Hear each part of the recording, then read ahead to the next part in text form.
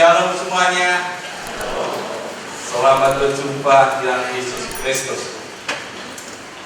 Baru-baru ini ada seleksi pegawai negeri sipil. Di antara para calon yang lulusan sarjana, banyak yang gagal. Mahasiswa dari UNS atau sebagian yang dari kampus-kampus lain ingin masuk PNS, tapi ada yang sebagian gagal.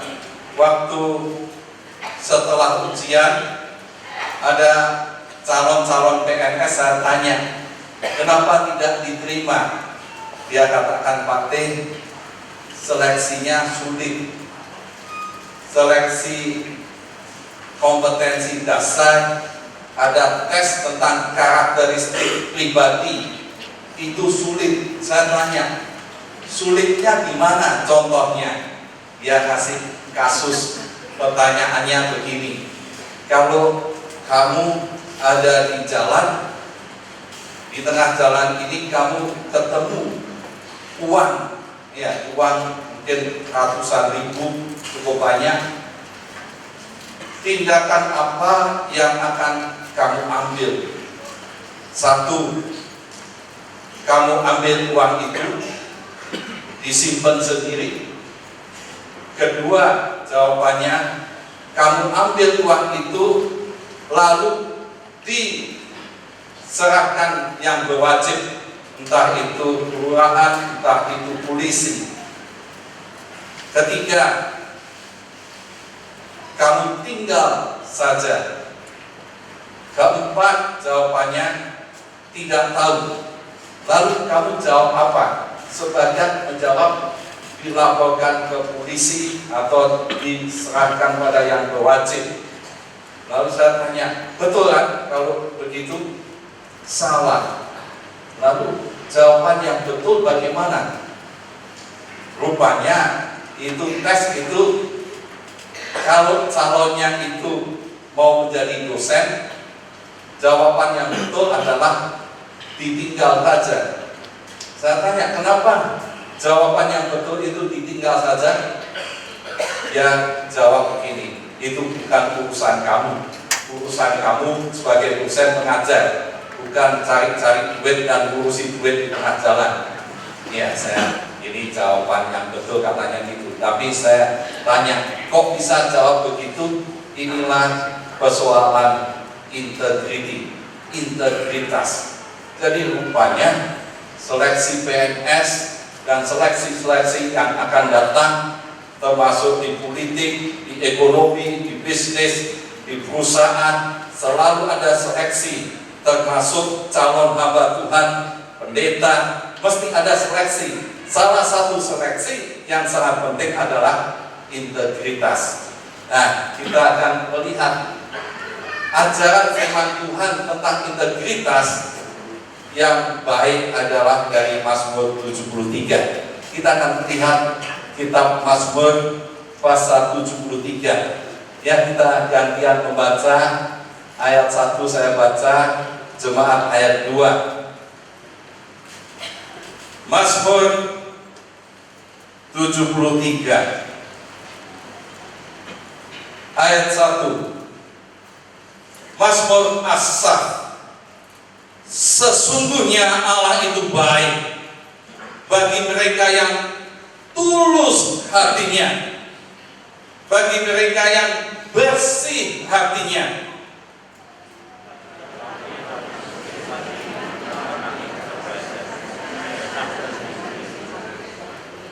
Sebab aku cemburu pada pembual-pembual kalau aku melihat kemunculan orang-orang fasik bersama-sama. Sebab mereka tidak mengalami kesusahan manusia, dan mereka tidak kena tulah seperti orang lain.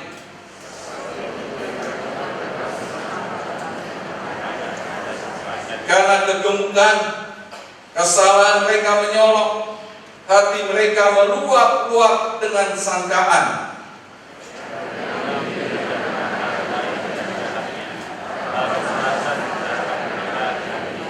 Mereka membuka mulut melawan langit, dan lidah mereka membual di bumi.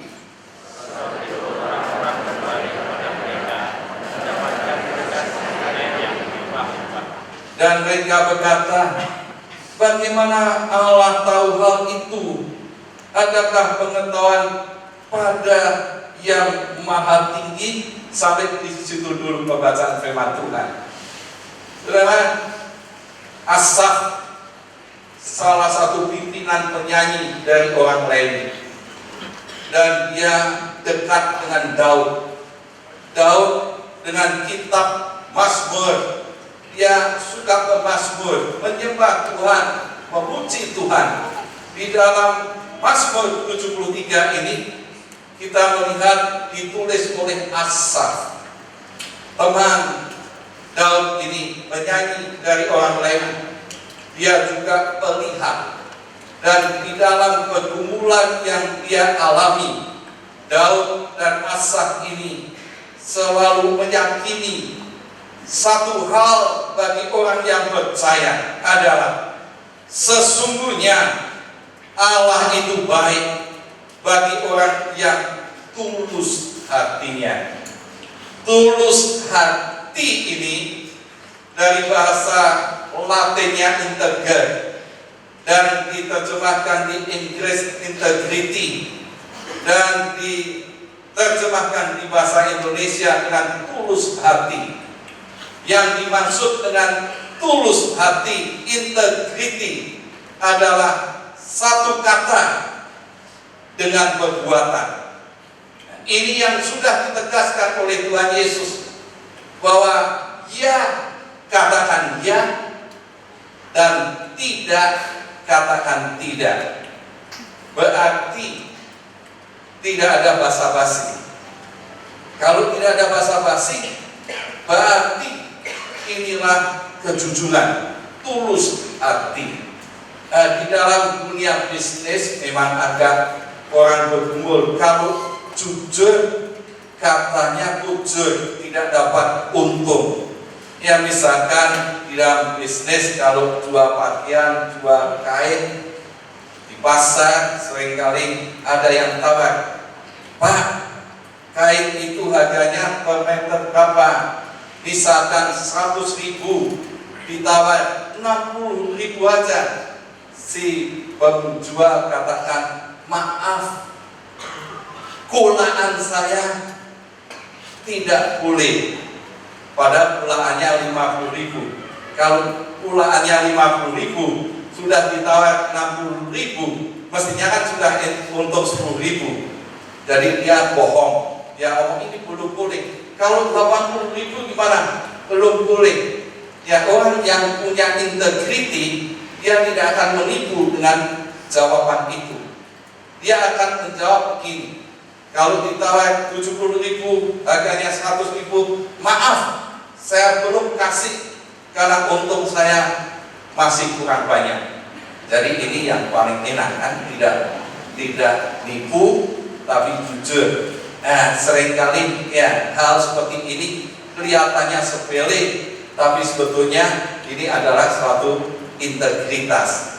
Kalau di dalam keluarga seringkali ya sembunyi-sembunyi, entah istri atau suami kadang-kadang seringkali sembunyi.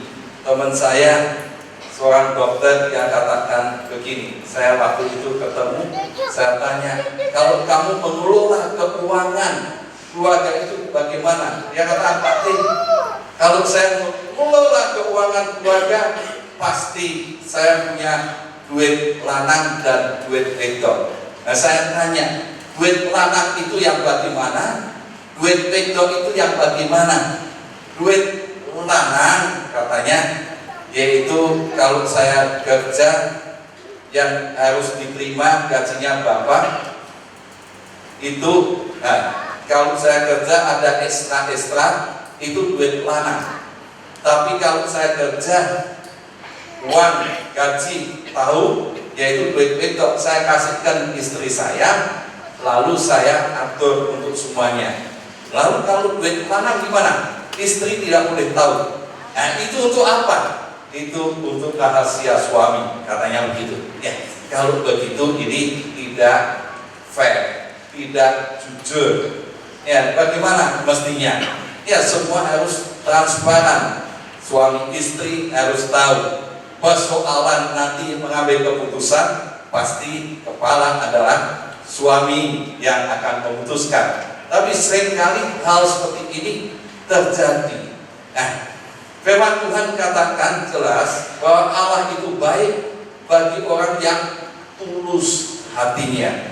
Ketulusan hati seseorang itu seringkali kesulitan karena di dalam hidup manusia kita memiliki berbagai aspek. Ya, kita akan melihat di gambar ini bahwa aspek dalam ketulusan hati itu ada yang paling kelihatan.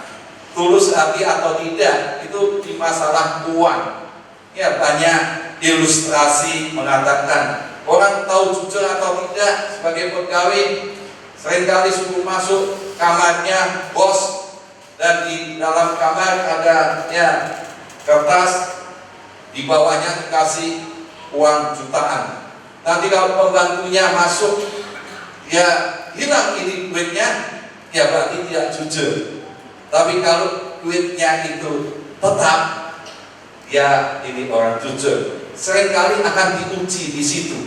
Ya, di mana-mana hartamu berada, di situ hatimu berada. Integrity selalu kelihatan di masalah harta. Orang bisa baik dengan hal lain, tapi begitu kena urusan duit, seringkali keluarga sendiri bisa saling bunuh gara-gara warisan. Ini persoalan integritas, tulus hati. Nah, aspek-aspek yang lain, perkataan, ya katakan ya, tidak katakan tidak. Begitu ada sesuatu yang kejepit orang itu, dia akan terlihat. Dia jawab bagaimana? Kalau orang ada dalam dosa, begitu ketahuan, yang muncul pertama pasti bohong. Ya, dia akan bohong. Itu gampang, di mana-mana terlihat begitu. Nah, di dalam bisnis, dalam keluarga, dalam studi, dalam hobi, ya kalau sudah lihat, ya saya dulu suka main tenis. Ya, kalau main tenis, semua pengen menang. Ya, semua pengen menang. Kan tidak ada main tenis, sudah musuhnya menang. Kalau pengen menang, nanti ketahuan. Kalau bolanya itu in atau out, ya teriaknya kalau keras dan dia katakan out, pada bolanya in. Nah, sudah kelihatan ini orang ini suka bohong. Ya, kalau urusan tenis saja yang tidak pakai duit begitu, apalagi hal yang pakai uang. Nah, ini aspek-aspek ini orang yang tulus hati mestinya dia ada dalam kehidupan yang sempurna. Anak Tuhan dalam proses. Kalau di dalam satu aspek belum terjadi, kita akan bersama-sama menuju pada kesempurnaan di dalam Yesus Kristus. Semua aspek mestinya harus bertumbuh, diubahkan sempurna serupa dengan Yesus, dan Tuhan Yesus akan melihat semuanya apa yang ada di dalam hati, dan itu Allah sungguh baik bagi orang-orang yang ada di dalam ketulusan hati. Namun seringkali kita melihat ada satu aspek orang itu tulus, tapi di aspek yang lain orang itu belum tulus. Seringkali ini yang buat batu sandungan. Kalau terjadi seperti itu, maka ayat firman Tuhan jelas, bertobatlah sebab kerajaan Allah sudah dekat. Mesti harus diubahkan secara seluruhnya. Aspek hidup mesti semua harus tulus. Nah, saya kasih ilustrasi begini, ada ilustrasi yang menolong kita untuk mengetahui hal ini. Ada seorang bapak yang berpergian dengan seorang ibu. Bapak ini ya katakan ya dia penatua atau majelis yang suka melayani, bahkan sering khotbah. Dan saya ilustrasikan ini, dia kalau dari Solo pergi ke Surabaya naik travel. Ya, dia pergi Surabaya naik travel siang hari, dan pada waktu travel ini mungkin di Nganjuk atau di Madiun seringkali berhenti di tempat resto, ya, tempat makan. Dan tempat makan begitu banyak travel bis-bis yang masuk ke situ dan banyak penumpang. Rupanya rumah makannya ini rumah makan yang sangat enak, banyak yang membeli, ya, seperti ayam goreng begitu ya. Bapak dengan ibu ini ya beli ayam goreng di dus. Rupanya si pemiliknya begitu sibuk dan dia memang niat mau setor duit di bank. Rupanya untuk cari aman, ya masukkan uang itu di dus ayam goreng. Ada beberapa dus, ya masukkan di situ. Karena begitu ramai, rupanya bapak ini mau beli ayam goreng untuk oleh-oleh ke Surabaya. Waktu dia beli ayam goreng di dus itu ada 2 dus atau 3 dus. Rupanya yang diserahkan bapak ini uang yang mau disetor di bank, diserahkan bapak ini tertukar. Dan bapak yang beli ayam goreng rupanya juga tidak tahu kalau yang dibawa itu bukan ayam goreng, tapi duit yang puluhan juta atau mungkin ratusan juta yang mau disetor di bank ini. Perjalanan berjalan lagi travelnya dari Nganjuk atau Madiun, sudah jalan mungkin sampai ke Tosor. Rupanya ibunya pengen ngicipi, Pak, ayamnya tadi bagaimana ya? Saya mau coba ngicipi. Pada waktu dia buka ayam goreng, dia kaget, kok uang ratusan bendelan dan banyak. Yang mulai pikir, ini ayam atau duit? Ini kalau duit 3 dus, wah banyak sekali. Langsung karena dia orang Kristen dan sungguh orang yang melayani Tuhan, yang takut Tuhan, dia mulai pikir, ini berkat Tuhan atau ini pencobaan? Kalau ini berkat Tuhan, puji Tuhan, beli ayam dapat ratusan juta, wah senang sekali. Tapi kalau ini pencobaan, ini pasti diuji. Kita diuji oleh Tuhan. Benar kita tulus hati atau tamak? Akhirnya diskusi. Bapak dengan ibu ini diskusi. Setelah diskusi berdoa. Ya, ini berdoa minta hikmat Tuhan. Akhirnya diputuskan. Sudah, kita kembali ke Nganjuk, berhenti naik bis, balik. Kita kembalikan saja, karena ini bukan milik kita. Ini orang yang bagus atau tidak? Pasti semua jawab ini bagus. Begitu masuk ke resto itu, si pemilik rumah diberitahu, Pak, apakah Bapak tadi kehilangan uang yang ada di dus ayam goreng itu? Dia kaget, wah betul. Bapak ini siapa?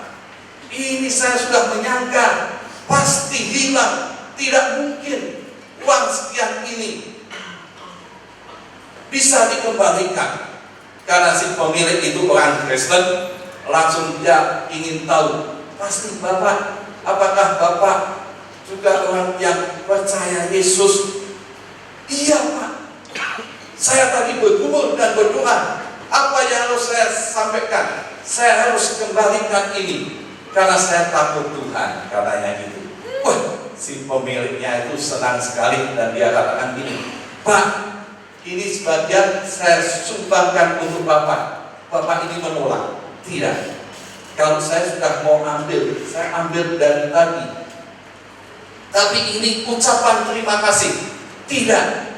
Karena saya harus bertanggung jawab sama Tuhan. Ini saya serahkan begitu. Si pemiliknya rupanya diam-diam ingin bersaksi.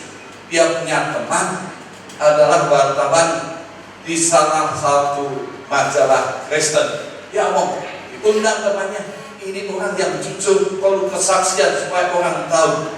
Begitu temannya wartawan datang, difoto secara tiba-tiba ingin di-upload, dimuat untuk kesaksian, si bapak ini jengkel sekali, langsung dipukul, pustanya jatuh dan kaget. Kenapa bapak tidak mau dipublikasikan? Bapak orang yang baik. Akhirnya cekcok. Pada waktu cekcok, kesempatan itulah di saat-saat yang sempit, pasti kejujuran itu pasti keluar. Akhirnya begitu cekcok-cekcok, bapaknya jawab, tidak, saya tidak mau dipublikasi. Wartawannya ingin tahu kenapa bapak begitu. Akhirnya teriak bapak itu, saya nanti malu karena ibu ini bukan istri saya. Ya sudah, akhirnya di satu aspek orang bisa jujur, tapi di aspek yang lain belum tentu orang itu tulus hati. Maka Mazmur tahu persis bagaimana hidup yang disukai Tuhan, yaitu orang yang tulus hatinya di dalam seluruh aspek hidup ini. Kalau belum, ya tidak masalah, asal kita terus berproses. Jangan untuk kompensasi. Oh, saya sudah bagus di sini, saya jelek di sini. Tuhan nanti kan maha pengampun, maha pengasih. Ya kalau begitu terus, ya pasti ada disiplin dari Tuhan. Tuhan akan mendisiplin anak-anaknya yang tidak benar. Itu sebabnya ketulusan hati menjadi satu proses yang terus menerus supaya kita sempurna di dalam segala aspek. Itu sebabnya Asaf yakin kalau hidup yang begini maka Allah itu baik. Allah itu baik. Tapi di dalam pergumulan Asaf dan Daud ini kita tahu ternyata faktanya Allah itu baik. Baik yang bagaimana? Nah, kita akan lihat ayat tadi, ayat 2, 3, 4 katakan begini. Tetapi aku sedikit lagi maka kakiku terpleset, nyaris aku tergelincir. Sebab aku cemburu kepada pembual-pembual. Kalau aku melihat kemunculan orang fasik, sebab kesakitan tidak ada pada mereka, sehat dan gemuk tubuh mereka. Mereka tidak mengalami kesusahan manusia. Mereka tidak kena tulah seperti orang lain. Bahkan sebab mereka berkalungkan kecongkaan berpakaian kekerasan. Saudara lihat faktanya. Ya, klik ya, kita lihat bahwa faktanya bahwa orang yang fasik ini ternyata malah makmur. Ya, sudah lihat. Ini dunia ini kadang-kadang jadi pergumulan orang yang percaya bahwa ada orang yang meyakini yang jujur itu pasti jujur, tetapi kenyataannya yang jujur seringkali jujur.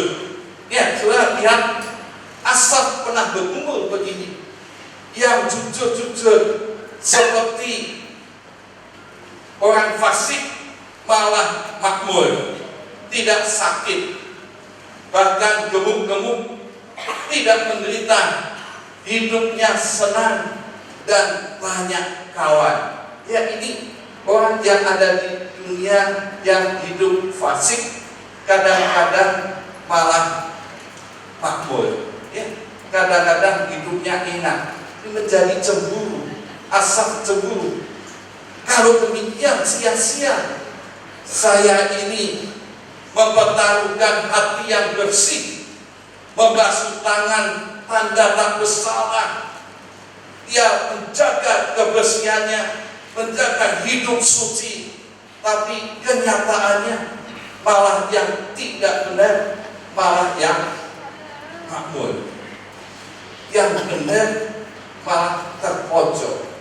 Sudah, kalau di kampus seringkali ya mahasiswa ini ada satu ya statement, kalau tidak ngepek tidak lulus. Jadi waktu kuliah kadang-kadang semua pada ngepek malah lulus, yang jujur malah tidak lulus. Ya seringkali ada hal seperti ini. Ya, kalau di bisnis, kalau tidak korupsi, malah kadang-kadang tidak untung. Kalau tender-tender di proyek, ya saya dulu pernah ikut tender-tender begitu, saat kita lulus tidak dapat proyek. Tapi kalau ya pakai uang pelicin, ada jalan belakang, kadang-kadang malah dapat proyek, untung besar. Nah ini terjadi, dan ini yang ada di dalam hidup ini. Dunia ini kita tahu masih ada di dunia yang berdosa. Lingkungan kita ada banyak yang berdosa. Apa yang ada di dunia ini seringkali ya siasat yang terjadi di dunia ini adalah hal-hal yang berdosa, yang masih banyak banyak ujaran kebencian, ada kepalsuan, fitnah, dan ada hal-hal yang tidak benar. Tapi itu seringkali merasuki orang, sehingga orang ingin jalan pintas, dan seringkali yang jalan begini malah makmur, terjadi yang makmur, yang hidupnya lurus malah tersingkir. Ini terjadi di dalam dunia ini. Itu sebabnya pemazmur mulai bertanya, dia klik satu lagi, mengapa orang fasik ini makmur? Mengapa bisa terjadi begini? Sehingga orang yang hidup tulus bisa terpleset, bisa jatuh mengikuti hal itu. Ya, saya pernah mendengar satu kesaksian seorang insinyur. Insinyur ini kerja di konsultan jalan raya. Sudah tahu kalau sekarang ini jalan raya, ya sekarang banyak jalan tol, tapi waktu itu ada jalan raya. Satu kilo katanya, kalau sudah lihat di publikasi, 1 kilo 1 miliar. Ya sudah, jalan itu harganya mahal juga. Nah, insinyur ini kerja di jalan tol pada waktu itu sebagai bukan jalan tol, jalan raya, sebagai konsultan. Sebagai konsultan selalu menguji setelah proyek itu jadi, kalau jalan itu lebarnya 12 meter, ya dia harus cek ini lebar 12 meter harus sesuai dengan spesifikasi spek. Kalau dia 12 meter, ya mesti harus 12 meter. Dan waktu itu, ya insinyur ini karena pelayan Tuhan, dia jujur, dan waktu dicek ada satu proyek, dicek misalkan jalan itu 12 meter, ternyata kurang 20 cm. Ya sudah, berarti kira-kira 1180 cm atau kurang 30 cm, berarti 1170 cm. Tapi kalau itu berapa puluh kilo atau ratus kilo, sudah bisa bayangkan itu berarti keuntungan yang lebih. Lalu dia harus tanda tangani persetujuan. Ini harus ditandatangani, Anda yang konsultan itu dikatakan Anda harus tanda tangan, dianggap itu benar sesuai dengan speknya. Perjanjiannya 12 meter misalkan, dia harus tanda tangan. Tapi karena dia anak Tuhan, dia punya integritas yang bagus, dia katakan, saya tidak mau tanda tangan ini, karena ini tidak ada 12 meter, ini kurang sedikit, harus dipenuhi. Sudah tahu apa yang terjadi? Karena itu dia tidak dapat duit, tidak dapat bonus, malah dipecat. Kalau dia mau tanda tangan di tahun 80-an dapat 2 juta, karena tidak mau tanda tangan, dia dipecat. Saya mendengar kesaksian ini dalam satu camp. Waktu dia bersaksi, dia menangis. Kenapa bisa demikian? Yang jujur malah dipecat, dan waktu itu dia belum mendapat pekerjaan lanjutan. Yang meyakini apapun yang terjadi, Tuhan itu baik bagi orang yang tulus hatinya. Tuhan itu baik bagi orang yang murni hatinya, bersih hatinya. Dia meyakini itu, dan kita akan melihat mestinya bagaimana sikap orang yang percaya, orang yang jujur, orang yang tulus hati. Ya, ada sikap yang pertama seringkali malah bisa tergelincir. Dia ingin bertahan untuk jujur. Kalau semua tidak jujur, malah ikut tidak jujur, tergelincir. Yang kedua, dia akan menyesal. Kalau demikian, saya ingin mempertahankan kesucian, sia-sia. Bahkan saya kena tulah, saya jujur, malah kujur. Mendingan saya ikut fasik. Kalau saya ikut fasik, siapa tahu justru saya akan tambah makmur. Ini sikap ini. Tetapi kita melihat sikap orang yang benar. Daud, Asaf, dia meyakini sikap yang bagaimana yang perlu dilihat. Ya, klik satu lagi, kita akan melihat bahwa sesungguhnya sikap orang yang tulus hati, ayat 16, dia mengatakan, tetapi ketika aku bermaksud untuk mengetahuinya, hal itu menjadi kesulitan di mataku. Memang hal ini ya sulit. Asaf katakan, ya sudah, yang mereka fasik, ya justru makmur, gemuk, sehat-sehat. Ya, ini faktanya demikian. Yang tulus hati kadang-kadang malah ke pojok, ke pepet, malah kujur. Ya, ini fakta. Kalau tahu begini, sulit ini. Tapi dia memilih. Ya sudah, sikap tulus atau tidak tulus itu adalah pilihan kita masing-masing. Pilihan saudara, mau ambil sikap yang bagaimana? Saya mau ambil tulus, atau saya akan ikut fasik. Itu pilihan. Jadi pilihan pengambilan keputusan di dalam segala aspek hidup ini adalah keputusan Anda masing-masing. Maka Asaf menjadi contoh, Daud menjadi contoh. Putusannya yang bagaimana? Ayat 17, dia katakan, sampai aku masuk dalam tempat kudus Allah dan memperhatikan kesudahan mereka.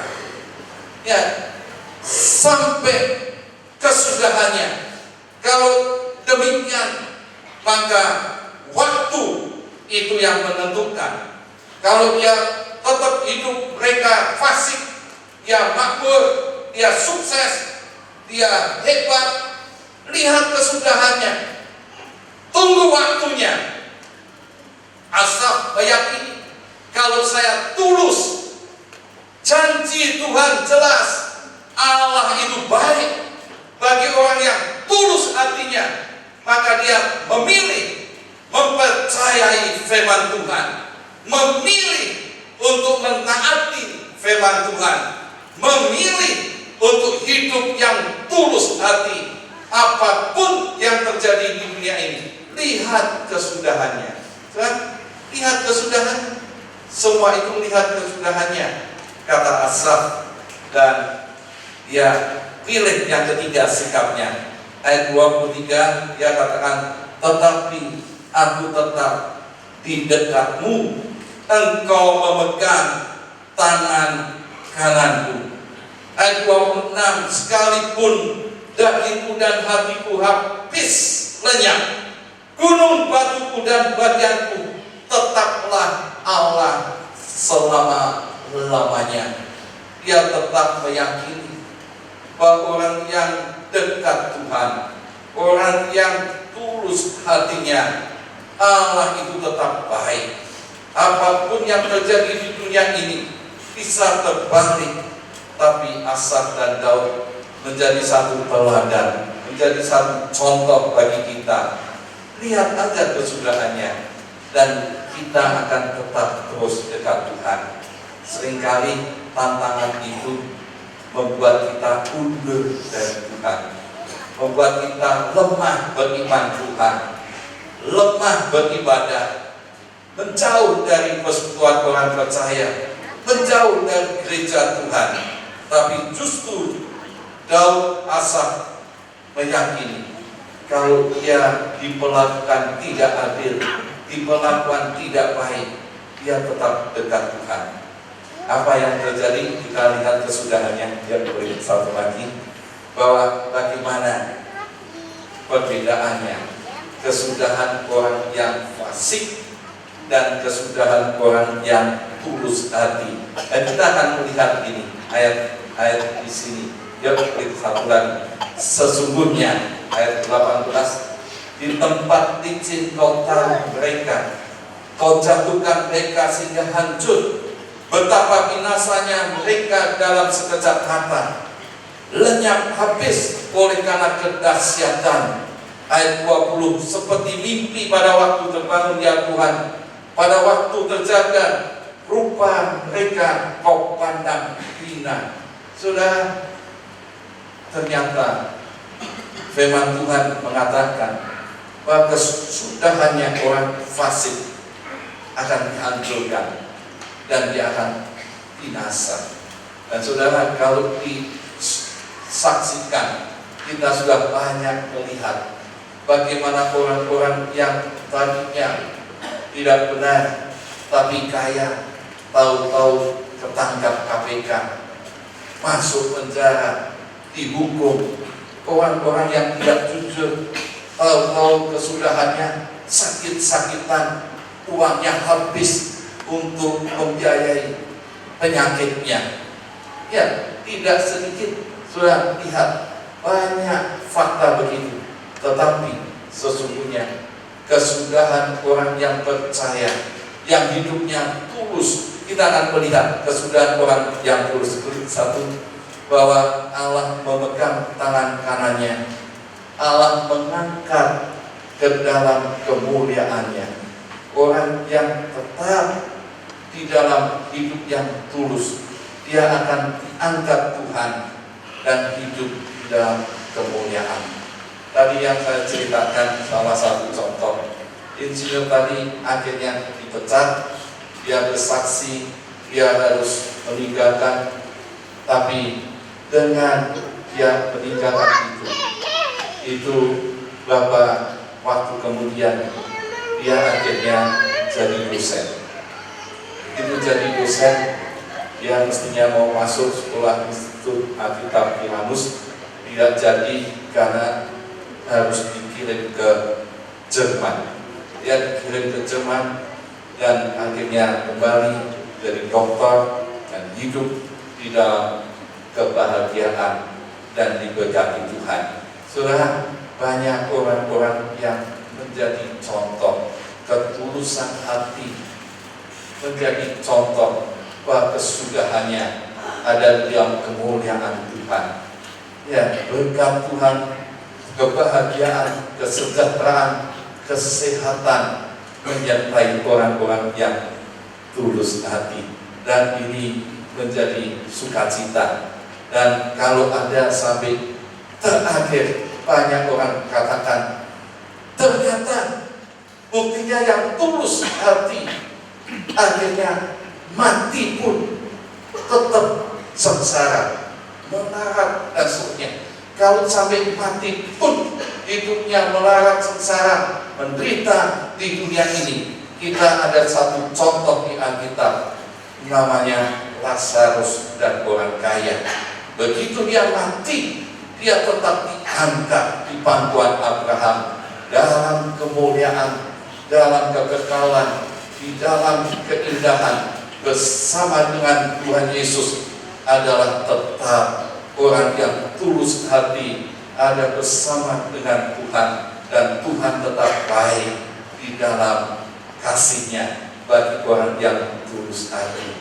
Kalau kita lihat orang kaya yang mungkin sombong, dia tidak mau terima sebagainya, toh akhirnya dia ada di dalam api yang menyala-nyala, di dalam penderitaan yang kekal dan menderita sampai selama-lamanya. Saudara lihat Alkitab banyak contoh, sekalipun di dalam kebenaran Ayub harus menderita, semuanya habis, dia sakit, dan semua teman-temannya berpikir ini orang yang benar, tidak mungkin kalau dia sakit dan menderita seperti Ayub, karena filsafatnya pada waktu itu orang yang benar, orang yang tulus pasti diberkati Tuhan, melimpah kekayaan sehat. Dan ternyata orang yang benar bisa seperti Ayub, dan dia menderita, bisa sakit dan goncang oleh iblis. Tetapi saudara akan Alkitab membuktikan bahwa kesudahannya Ayub, dia diberkati 2 kali lipat dari mulanya. Kesudahan orang yang tulus hati, kalau dia tetap dekat pada Tuhan, tetap Allah itu baik bagi orang yang tulus hatinya. Ini ada di dalam pilihan saudara. Sore ini kita banyak aspek bagi dunia ini, banyak hope, banyak ujaran yang tidak benar, tapi apakah kita tetap berpegang dalam hidup yang tulus hati? Maka kita akan semua menyaksikan, membuktikan kesudahannya orang-orang yang fasik dengan orang yang tulus hati. Firman Tuhan, ya dan amin.